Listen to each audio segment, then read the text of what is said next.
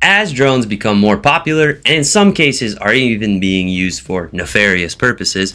For example, in July of this year in Pennsylvania, a man was accused of stalking young girls using a drone. Ugh, that's really creepy. We also see drones becoming more popular in warfare, right? For example, in Ukraine, drones are being used regularly to not only find enemy positions, but also to deliver payloads to take out specific targets. But can drones be hacked? The answer is an absolute yes. Like any technology out there, they can be manipulated and hacked even from a distance, okay?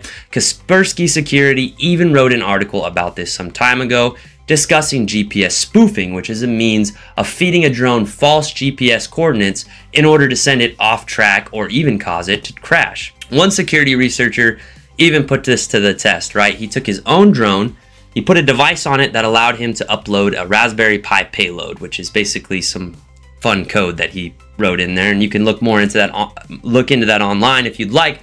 But basically what he did was he set up a way or a means in order to send his drone over to another drone and use that payload to take control of the other drone, right? So it basically turned it into like a wireless access point in which he could take control of the other drone, and now he's got two drones.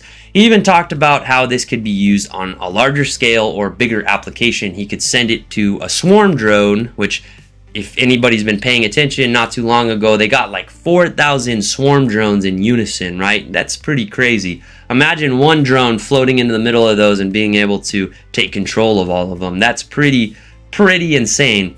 And we have to think about, as time goes on, who's going to be getting a hold of these on just a normal everyday level. It might not necessarily be a trustworthy government or individual. It might just be somebody out there who decided to buy swarm drones. So it is good to know that they can be hacked. So this method goes both ways, unfortunately. In the same scenario, the Kaspersky expert talked about being able to use that same Raspberry Pi payload. Drone goes in, drops the device that has the Raspberry Pi payload on it, and takes over the network of the building it's on top of, right? So like if it's a business, it could take over the network and deliver a cyber attack or download malware onto the network, or who knows what. There's a lot of different things that they could do in that scenario, so it's kind of scary, right?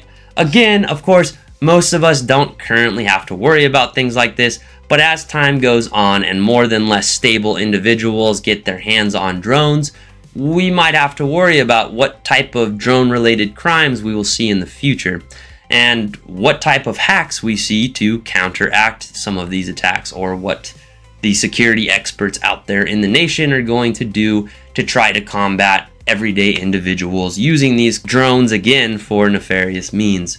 So stay educated and stay safe, everyone. If you like this video, please be sure to hit that like and subscribe below, and I will see you on the next one.